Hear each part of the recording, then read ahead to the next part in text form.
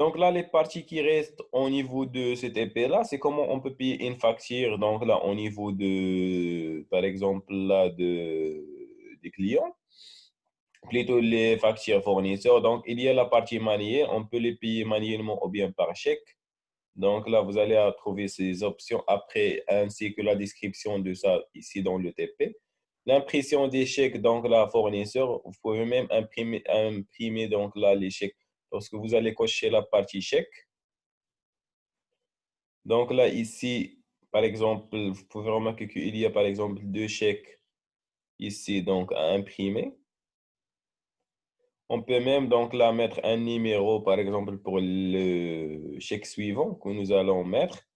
Après, il y a la partie analyse, balance, AG, fournisseur. Donc là, comme on a fait au niveau de, par exemple, ici, des clients, donc il y a cette option, donc même côté fournisseur pour la partie la balance AG, donc là, côté fournisseur. Donc là, vous allez trouver cette partie-là, égide payable. Donc là, vous allez trouver ça toujours sur la partie invoicing. Ici, sur la partie facturation. Et donc là, je pense, donc là, le plus important donc, au niveau de cette partie à savoir, c'est que de là, donc vous pouvez cliquer directement sur le nom des vendeurs pour ouvrir le détail de toutes les factures impayées et des montants dus. Donc, où vous pouvez donc annoter une ligne d'information de gestion.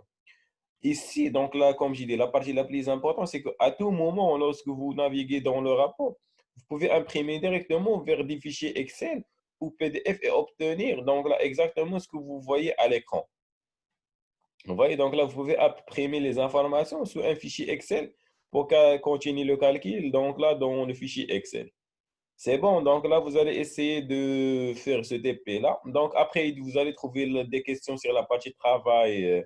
Donc là, c'est cette partie-là concernant donc le travail demandé, ainsi que le site que je vous ai montré tout à l'heure. Donc vous allez voir, donc là, vous allez vous trouver des questions là-bas. Donc il faut refaire le TP et faire les questions que je vais mettre là-bas. Et bon courage. Donc je serai connecté dans la plateforme pour répondre à vos questions à propos de ce TP-là.